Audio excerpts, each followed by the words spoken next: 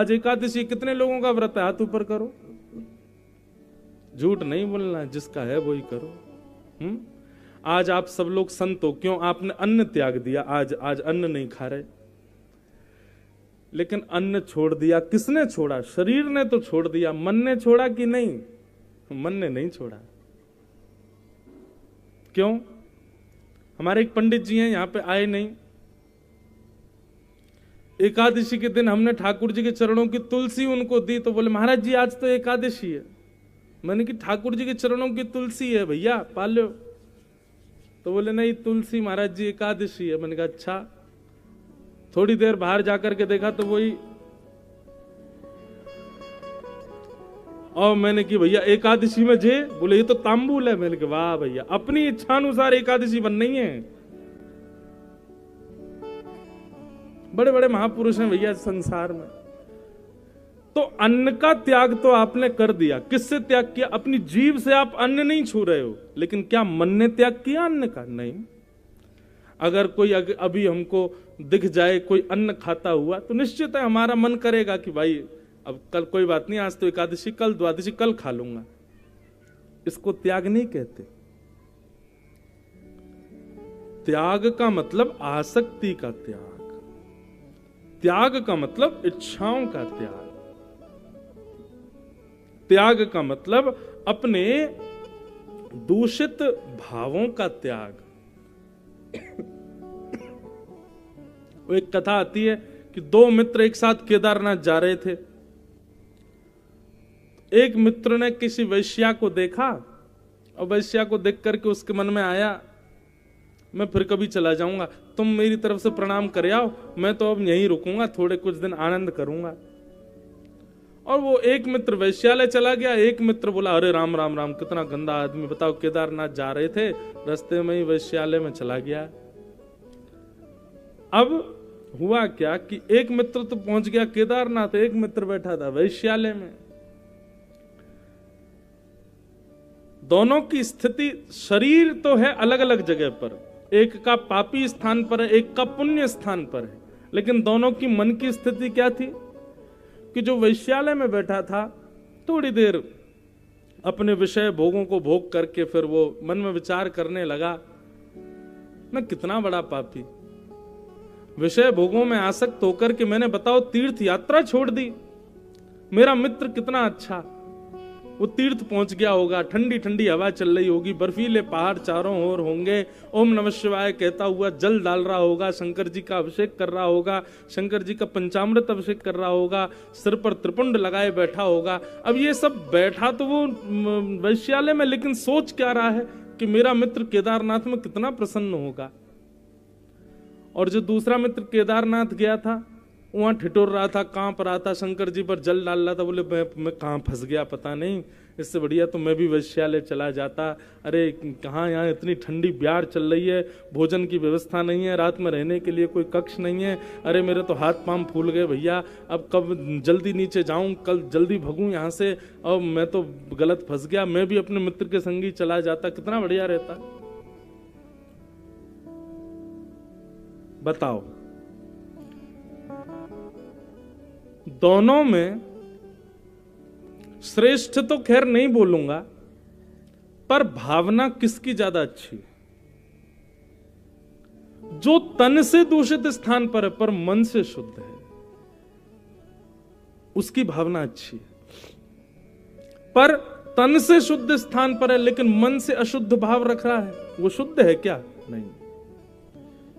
ठीक वही बात हमारी आध्यात्मिक जगत में बंधुओं, आप तन से क्या करते हो उसको एक बार को पीछे रखा जाता है, आप मन से कैसे हो, मन की भावनाएं कैसी हैं, उसको प्रधान माना जाता है। ऐसे तो विभीषण जी रावण के यहां रहते हैं, तन से राक्षस प्रवृत्ति के हैं, तन से उस लंका में रहते हैं जो अत्यंत अपवित्र है, लेकिन मन से राम जी का स्मरण करते हैं। वैसे तो मंथरा रहती अयोध्या में है जो परम पवित्र है, परम पुनीत है, तन से तो निरंतर राम जी का दर्शन करती है, उसी महल में रहती है जहां राम जी रहते हैं। मंथरा वही भोजन करती है जो राम जी, लक्ष्मण जी, भरत जी आदि सब भैया पाते हैं। अन्न भी वही ग्रहण करती है, जल भी वही ग्रहण करती है। अरे कहां तक कहें, अयोध्या की हवा भी राम जी का छू करके, स्पर्श करके मंथरा के पास आती है, लेकिन वो मंथरा कैसी, तन से भले ही रहती है दैव स्थान पर मन से दूषित है। इसलिए भैया संत उसको नहीं कहते जो तन से संत बन रहा है, संत उसको कहते जो मन से संत बन रहा है, मन से भाव जिसके। श्री भगवत रसिक जी महाराज ने यहां जितने भी लक्षण बताए, ये सब मन से करने के लक्षण हैं। क्या क्या बताए? हरि को भजन, साधु की सेवा, सर्वभूत पर दाया। हरि का भजन करे, साधुओं की सेवा करे और सब पर दया करे। और हिंसा लोभ दंभ छल त्यागे, विषम देखे माया, इतने गुण जामे सो संत। फिर क्या बता रहे हैं? बोले सहनशील, आशय उदार अति। सहनशीलता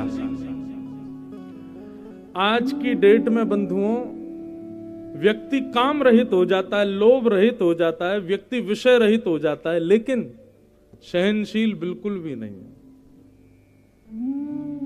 आपने कोई सहनशील व्यक्ति देखा? आप कहोगे नहीं देखा। क्यों? क्योंकि आप खुद भी तो नहीं हो। हम दूसरों में गुण देखने चले हैं कि उसमें सहनशीलता है कि नहीं। खुद को देखो, खुद में है नहीं। कितना सहन कर सकते हैं हम? बिल्कुल भी नहीं। और सबसे बड़ी असहनशीलता क्या है कि हमारे अवगुणों को कोई हमसे कह दे, ये तो हमसे बिल्कुल सहन नहीं होता। कोई अगर आपसे आकर के कह दे, भैया तुम बड़े लोभी से लगते हो हमको, पत्थर कहां मूड फोड़ूं इसका, लोभी लगते हैं हम तुमको। लेकिन हम पे बड़ी कृपा, भागवत कथा करते करते हम बड़े सहनशील हो गए। जरूरी नहीं है सब अच्छा ही अच्छा बोलते हैं हमारी कथा पे। कई लोग बहुत गंदा भी बोलते हैं, बोला अरे आप तो ऐसे बोलते हो, अरे आप तो इसके लिए कथा करते हो, आप तो यूं करते हो।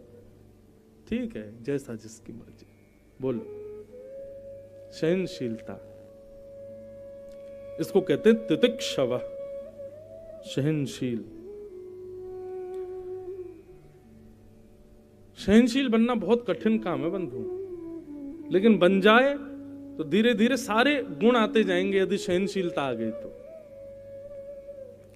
तो सहनशील। अब सहनशील कैसे बना जाता है, ये कल या परसों के प्रसंग में आएगा, कपिल देवभूति संवाद, वहां हम सुनाएंगे आपको। सहनशील, आशय उदार अति। संत का लक्षण क्या होना चाहिए? बोले अतिशय उदार। एक तो होता है सामान्य उदार। उदार किसको कहते हैं? उदार मतलब जो बहुत न्योछावर कर देता है, स्वयं को भी देने को राजी हो जाता है, पूर्ण रूपेण आपके ऊपर प्रसन्नता, ऐसे इस प्रकार आपसे व्यवहार करेगा जैसे आप उसको कितने जन्मों के साथी हो। आशय उदार अति। और धीरज सहित विवेकी। धीरज किसको कहते हैं? धीरज मतलब थोड़ा धैर्य रखे। और विवेकी, विवेकी मतलब जल्दीबाजी ना करे, सही गलत की पहचान करके निर्णय लेता। ये संत के लक्षण। सत्य वचन सबको सुखदायक। सत्य तो बोलता है, लेकिन कैसा सत्य बोलता है? जो सबको सुख दे, ऐसा सत्य बोलता है। मैंने बीच में कथा में कहीं कहा था, खूब लोगों ने उसको वीडियो को निकाल के डाला सब जगह, कि हमारे शास्त्र कहते हैं सत्यम ब्रूयात, सत्य बोलो, लेकिन सत्य भी कैसा बोलो? प्रियम ब्रूयात। कभी कभी ऐसा सत्य नहीं बोलना चाहिए कि सामने वाले को बुरा लगे। कई बार ऐसा होता है कि हमारे पास लोग आते हैं, एक बार कोई आए, बोले महाराज जी, ये गुनाह की बात है, पिछली कथा की बात। अब मैं आप लोग, मेरे पास वीडियो नहीं तो वीडियो बनाई है। एक वृद्ध से थे, शायद पता नहीं अभी वो होंगे भी कि नहीं, थोड़े वृद्ध से, तो 2 लोग उनको लेके आए थे कक्ष में। वो बोले कि महाराज जी हमको, मैं हवेली संगीत गाता हूं, मैंने कहा अच्छा। बोले आपको कुछ सुनाना है? मैंने सुनाओ। अब बेचारे बहुत वृद्ध थे, हाथ पांव कांप रहे थे, तो आवाज तो और भी ज्यादा कांप रही थी उनकी। जब उन्होंने गाना शुरू किया तो हमको कुछ समझ नहीं आया क्या गा रहे हैं, बस वो ऊपर नीचे आलाप लेते रहे। अब स्थिति तो ये हो गई उनका गायन सुन के कि हमारी हंसी नहीं रुके, लेकिन मैं यही बैठा रहा। अब फिर उसके बाद उन्होंने पूछा महाराज जी कैसा लगा? मैंने बहुत सुंदर, आपने इतना अच्छा गाया, मन प्रसन्न हो गया। अब वहां मैं सत्य बोल दूं कि महाराज आपकी आवाज कांप रही है, समझ नहीं आ रही है क्या गा रहे हो, ऐसा लग रहा है ठिठुरते हुए पानी में किसी को बैठा दिया हो, ऐसा थोड़ी। सत्य बोलो, लेकिन सत्य बोलने से पहले विचार करो कि मैं जो बोलने वाला हूं वो प्रिय है कि नहीं। अप्रिय सत्य नहीं बोलना चाहिए। और कभी कभी आप लोग कहेंगे महाराज जी किसी को सुधारने के लिए बोलना हो तो एकांत में बोल दो, थोड़ा गले लगा करके, थोड़ा गलवैया दे के, बिल्कुल शांति से बैठा के, चाय पिला के, तब उसको दो बात बोल दो, भाई देख ऐसे नहीं, ऐसे करो, इसको बहुत बढ़िया, तुम एक नंबर आदमी हो तो कोई दिक्कत नहीं है, बस इसको ऐसे नहीं ऐसे करो।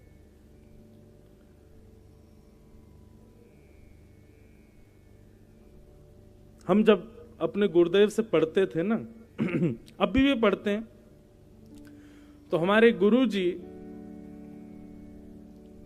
कुछ भी विषय पढ़ाने के बाद में मुझसे सुनते थे कि सुनाओ।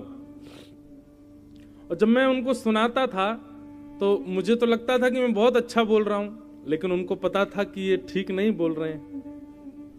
लेकिन स्पष्ट मेरे से कभी नहीं बोलते थे कि तुमने गलत बोला। और मेरे को बोलते अच्छा चलो माँ से बोलो बढ़िया आज लस्सी बनावे, लस्सी मंगवाते, फिर बढ़िया कुछ और मंगाते सामग्री, और फिर मेरे साथ बिस्तर पर बैठ जाते, गले में गलवैया डाल करके, फिर कहते देखो इसको ऐसे नहीं ऐसे बोलना चाहिए। ये आप सही बोल रहे हो, आपने कुछ गलत थोड़ी बोला है, आप बिल्कुल ठीक बोल रहे हो, लेकिन आप उसको ऐसे बोलोगे तो सामने वाला ऐसा समझ सकता है। मतलब इतने भाव से समझाते थे कि फिर बोलने में हमको आगे चल करके कभी दिक्कत नहीं हुई। उन्हीं से ये गुण सीखा कि सत्य बोलो, लेकिन प्रिय सत्य बोलो। जो लोग सत्य बोलने पर ऐसी भावना रखते हैं कि हाँ मैं बोल दूं, इसको बुरी तो लगेगी, पता तो चले इसने किया क्या, गलत बात, ऐसा नहीं। प्रिय सत्य बोलो जो सबको प्रिय लगे। तो संत का लक्षण क्या है? सत्य वचन सबको सुखदायक, गहि अनन्य व्रत एकी। और संत का लक्षण क्या है? अपने एक व्रत का यदि उसने धारण किया कि मुझे ऐसा करना है, तो उस व्रत को पूर्ण करे, चाहे दुनिया हिल जाए, लेकिन अब उसका व्रत नहीं टूटना चाहिए। व्रत किसे कहते हैं? व्रत का मतलब अन्न छोड़ देना ही व्रत नहीं कहलाता है। व्रत का मतलब मैं रोज भोजन बाद में, नाश्ता तभी करूंगा जब तक मैं हनुमान चालीसा नहीं कर लूं, जब तक मैं माता पिता को प्रणाम ना कर लूं, ये सब व्रत कहलाते हैं। प्रतिज्ञा, अपने व्रत का पूर्ण पालन करे। और संत के लक्षण क्या है? बोले इंद्रिय जीत अभिमान न जाके, अपनी इंद्रियों को जीते, अपनी समस्त इंद्रियों पर अपना वश रखे, और हृदय में बिल्कुल भी अभिमान ना करे। करे जगत को पावन भगवद रसिकता सुखी संगति। ये लक्षण जिसमें है, ऐसे व्यक्ति का संग करने के लिए भगवत रसिक जी महाराज कहते हैं, ऐसे व्यक्ति का जो संग करता है, तीनहु ताप निवारण। ऐसे व्यक्ति का संग करने से आपके तीनों प्रकार के ताप, यानी कि आदि दैविक, आदि भौतिक, आध्यात्मिक ताप, तीनों नष्ट हो जाएंगे। ये गुण इतने गुण जामे सो संत। बंधुओं, इसमें से एक गुण भी यदि आपके भीतर आ गया तो निश्चित है। मुझे कभी कभी लगता है हम दूसरे में क्यों देखते हैं, हम दूसरे के अंदर क्यों गुण देख रहे हैं? खुद में लाओ ना, खुद के भीतर लाओ। सबसे पहले अपने आप से प्रारंभ करो, फिर किसी में देखना। कोई नाम जप तो करता है, ठाकुर जी की सेवा तो करता है, बाकी सब नियम, लेकिन कोई संत महापुरुष आ जाए तो उनकी सेवा में उसकी निपुणता नहीं है, तो निश्चित मानिए भगवत मिलन में वही आपकी बाधा बन जाएगा कि आपको संतों की सेवा प्रिय नहीं है। संत वैष्णवों की खूब सेवा करो।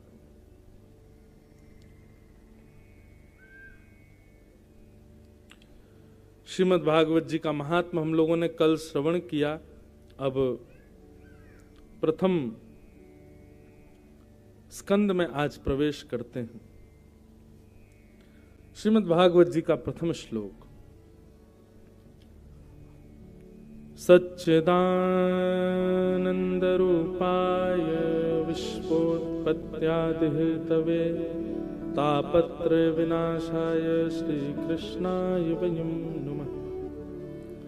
जन्माद्यस्य तोऽन्वयादितरतः चार्थे स्वविज्ञस्वराट् तेने ब्रह्म हृदय आदि कवये मुह्यन्ति यत्सूरयः तेजो वारिमृदां यथा विनिमयो यत्र तृषगो मृषाः धाम्ना स्वेन सदा निरस्तकुहकं सत्यं परम धीमहि। भागवत जी का प्रथम श्लोक है। जन्माद्यस्य तोऽन्वयादितरतः। बहुत ध्यान से सुनिएगा।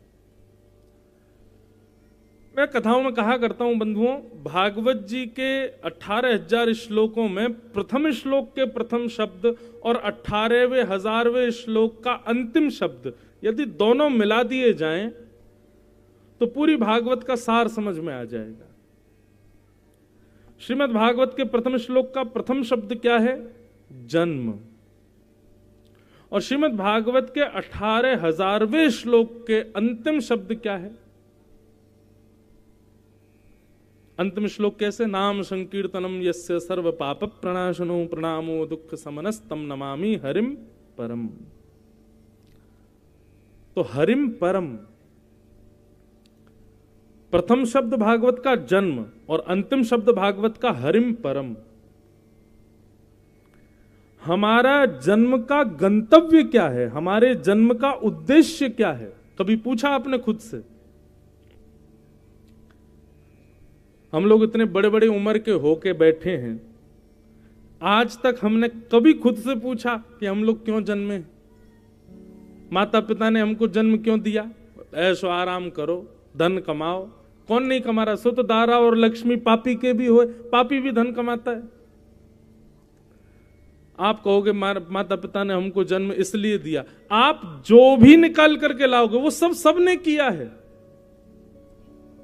और आप नहीं करोगे तो क्या वो कार्य होगा? नहीं, कोई और करेगा। अपना उद्देश्य कभी पूछा हमने खुद से? कभी नहीं। श्रीमद् भागवत जी पहले ही उद्देश्य क्लैरिफाई कर देती हैं। अगर आप भागवत जी के पंडाल में बैठे हो तो आपका एक ही उद्देश्य है, हरिम परम। ये जन्म मिला है, इसका गंतव्य है, इसकी डेस्टिनेशन है हरिम परम, परम हरि के चरणारविंद। मृत्यु नहीं है हमारी गंतव्य, मृत्यु नहीं है हमारा गंतव्य। स्कूल जाने वाला बालक, उसका गंतव्य क्या है? छुट्टी कब होगी? ये कोई बात है? अरे वो पहले पीरियड से यही इंतजार कर रहा है कि कब घंटी बजे, कब घर जाऊं। तो ऐसा बालक कभी नहीं पढ़ पाएगा। बालक स्कूल जाए और उसका गंतव्य क्या होना चाहिए? विद्या अर्जन।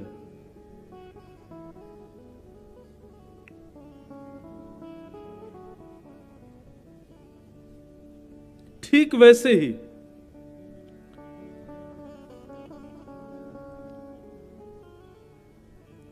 स्कूल की घंटी बज जाए उससे पहले टिफिन पूरा करना है, नहीं तो घर जाके मां मारेगी, टिफिन नहीं खा के आया। हम वो यही कर रहे हैं हम लोग। मृत्यु हो जाए उससे पहले घर बना दो, उससे पहले पैसा कमा लो, उससे पहले प्रॉपर्टी खरीद लो, बच्चों की शादी कर दो, इसका ये कर दो, इसका वो कर दो, जल्दी जल्दी कर लो। क्यों? मृत्यु देवी आके पूछेगी क्या क्या किया। अरे इसके लिए थोड़ी आए संसार में। संसार रूपी इस स्कूल में आए हैं तो यहां अर्जन करने आए हैं। किसको अर्जन करने के लिए आए हैं? हरिम परम, परम हरि को अर्जित करने के लिए आए, उनको लेने के लिए आए। ये भागवत का उद्देश्य है। यहां से बाहर के लोगों का क्या उद्देश्य है, उससे हमारा आपका कोई मतलब नहीं। उनका जो हो वो करें, जो चाहें, पर आप कथा में आए हो, इसका मतलब आप भक्त हो, आप वैष्णव हो, आपको ठाकुर जी की कथा से रुचि है, इसका मतलब आप ठाकुर जी के द्वारा चुने गए हो। तो आपका एक ही उद्देश्य है, हरिम परम।